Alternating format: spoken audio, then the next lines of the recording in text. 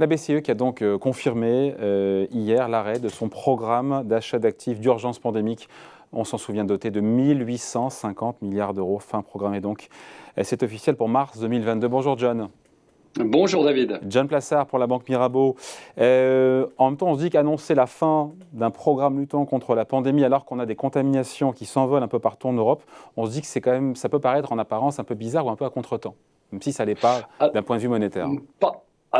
Pas réellement, parce que en parallèle de cette annonce de la fin du PEPP, vous l'avez dit, de ce programme d'urgence, eh bien, vous avez le doublement de l'APP. Qu'est-ce que c'est l'APP? C'est l'assouplissement quantitatif qui est toujours là, donc il va passer de 20 à 40 milliards au deuxième trimestre, et puis après baisser progressivement de 30 milliards au troisième trimestre et 20 milliards au quatrième trimestre. Et vous allez très vite pour ça et ceux qui n'ont pas tous suivi, pardon, je vous coupe 2 secondes, John, mais aujourd'hui, le programme PEP, c'est 60-70 milliards, je passe votre contrôle, d'euros, 70 milliards d'euros d'achat d'actifs achetés, encore une fois, d'obligations d'État français, espagnol ou allemand, tous les mois par la BCE. Ce programme s'arrête en mars 2022, mais avant, il y avait un programme historique qu'on appelle l'APP, c'est ça, et c'était à peu près 20 milliards d'euros par mois.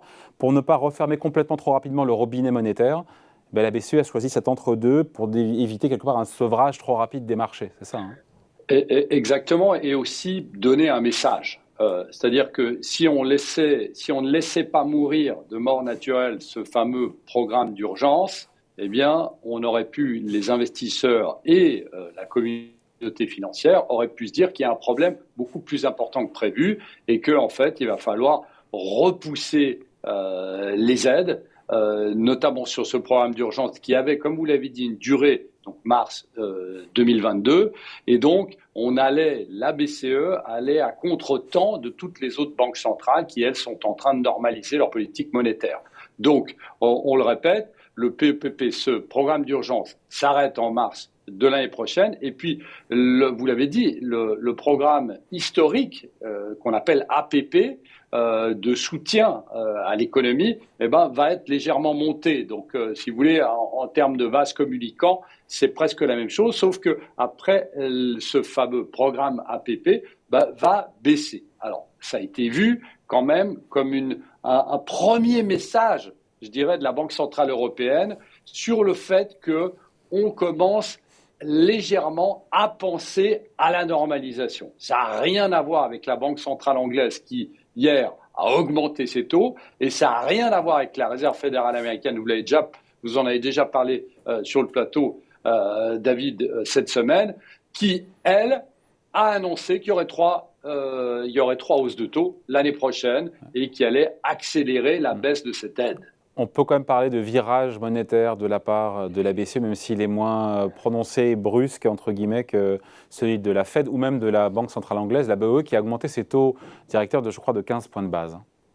Exactement, tout à fait. Alors, c'est assez court. On joue sur les mots ici, David, parce que le mot, il ne faut pas oublier que le mot transitoire, inflation transitoire, qui avait été enlevé de la part de la Réserve fédérale américaine, est conservé par la BCE. Donc ça, c'est quand même très important. Donc là, on est en train de jouer sur les mots. La présidente Christine Lagarde considère toujours que cette inflation est transitoire et elle le dit à juste titre que l'inflation qui a monté est tirée de 2/3 des prix de l'énergie et que, selon elle, les considérations qu'ont les membres de la BCE, c'est que cette énergie va se stabiliser, voire baisser. Donc ça va naturellement faire baisser le prix, l'inflation. Mais il faut rappeler ici, et c'est ce qu'on a dit déjà dans une émission qu'on a fait ensemble, c'est qu'il n'y a pas simplement le prix de l'énergie dans l'inflation. On le sait, vous avez le prix des matières premières, vous avez le prix des services, vous avez le prix des voitures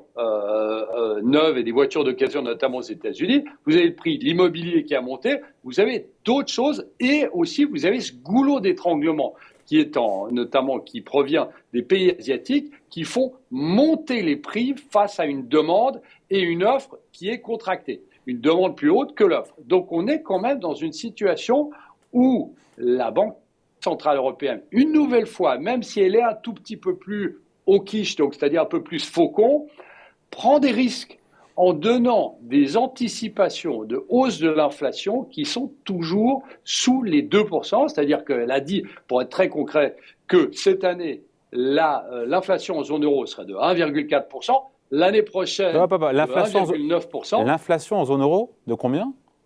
De 1,4% cette année. Bonne. Et l'année prochaine, de 1,9%. Ah bon? Aussi bas? Aussi bas?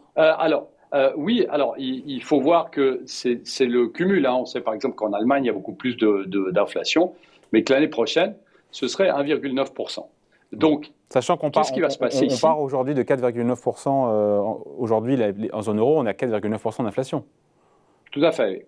Alors, c'est le cumul de l'année, hein, la moyenne de l'année. Et l'année prochaine, elle voit toujours cette inflation. Il faut faire très attention, ça, c'est les chiffres de l'inflation retracés des prix de l'énergie. Hein. Si vous ajoutez l'énergie là-dessus, c'est plus élevé, évidemment, que 1,4%. D'accord. Mais la Banque Centrale Européenne se focalise sur ce chiffre-là. C'est-à-dire que l'année prochaine, lorsqu'elle prévoit que l'inflation sera à 1,9%, c'est retracer les prix de l'énergie et c'est en dessous de l'objectif de 2% de la Banque Centrale Européenne, niveau auquel, normalement, elle doit monter ses taux. Donc, on est toujours en train de faire des paris qui sont assez risqués, je dirais, parce que on est dans une situation où, et on en a parlé ensemble, David, la souche de l'inflation, qu'elle soit aux États-Unis, qu'elle soit en Grande-Bretagne, est la même. Il y a des décalages, évidemment, entre les États-Unis et la zone euro, mais la souche est la même. Et de prendre un pari comme elle l'a fait, c'est pour l'instant assez risqué parce que potentiellement, si vous avez les prix de l'énergie qui restent au niveau où ils sont ou qui progressent, qui continuent à progresser, ils peuvent arriver. Vous savez, JP Morgan, par exemple, parie sur un prix du baril à 125 l'année prochaine. On est à 70 environ aujourd'hui. Donc vous avez quand même une progression assez forte. Alors, je ne dis pas qu'ils ont raison, mais je dis que si leur scénario est juste, eh bien, il va falloir que la Banque Centrale Européenne se ravise et monte ses prévisions d'inflation parce qu'on sait qu'il y a ce fameux effet de second tour, c'est-à-dire à un moment, les entreprises, notamment les entreprises chimiques, qui achètent de l'énergie, notamment pour fabriquer du plastique, par exemple, des bouteilles en plastique, vont devoir le répercuter sur le client final. Et hier, la Banque Centrale Européenne nous dit qu'il n'y a toujours pas d'effet de second tour, donc il n'y a toujours pas cette inflation de second tour par rapport au prix de l'énergie. Mais si ça continue à monter, évidemment qu'ils seront là. Ouais. Un petit mot, parce que ça nous intéresse aussi, des taux d'intérêt. On sait que la Fed prévoit a priori 3 hausses de taux pour 2022. La BCE nous a rappelé hier, via la voix de sa présidente Christine Lagarde, qu'une hausse de taux en 2021 était très improbable, mais elle a ajouté, mais pas impossible. Alors, 2022, vous dites 2022, pas 2021. Pardon, 2022, excusez-moi, pour 2022, pour l'année prochaine. Ce n'est pas le scénario principal pour le moment. Pour l'instant, elle reste sur l'idée que pas de hausse de taux en 2022. Voilà, mais il y a une chose très simple. Elle a dit que les taux seraient montés après que les achats nets prennent fin. D'accord ? Donc, il faudrait que les achats qui sont en train de faire actuellement et puis qui continueront l'année prochaine prennent fin. Donc, que l'APP, potentiellement, prenne fin. Et, comme je disais au début, l'APP va être doublée en mars, au deuxième trimestre, va passer à 30 milliards au troisième trimestre et à 20 milliards au quatrième trimestre. Donc, théoriquement, si on suit ce que dit la Banque Centrale Européenne, les taux ne peuvent pas être montés l'année prochaine si on suit leurs prévisions. Alors maintenant, bien évidemment, ça va dépendre de quoi ? Ça va dépendre de l'inflation.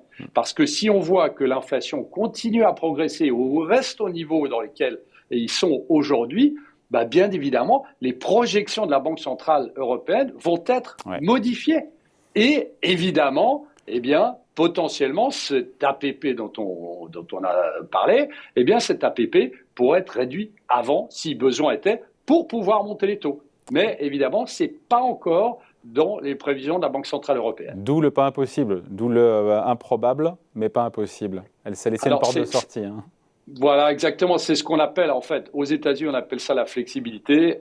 Christine Lagarde l'appelle le recalibrage possible, c'est-à-dire qu'elle se laisse, une certaine porte ouverte pour agir si elle voyait que l'inflation était quelque chose qui était ce que j'appelle du transitoire, qui dure plus longtemps. Mais rappelons une chose ici, David, c'est que ce mot transitoire qui est utilisé, il est utilisé quasiment depuis le début de l'année. Et lorsque vous regardez la définition du transitoire, ce n'est pas quelque chose qui est amené à rester pendant plus d'une année. Sinon, elle prend un risque politique là-dessus, hein, et même monétaire à la BCE là-dessus. Hein.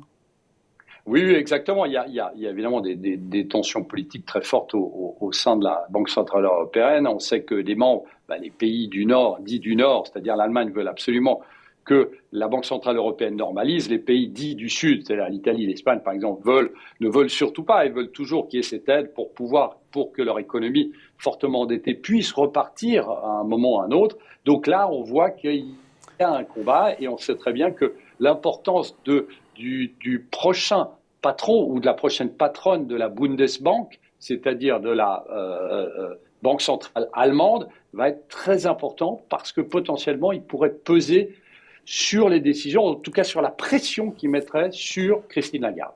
Voilà, merci beaucoup. Explication signée John Plassard pour la Banque Mirabeau. Merci John, passez de joyeuses fêtes. On se voit à la rentrée. Merci, salut. Merci, très bonne fête.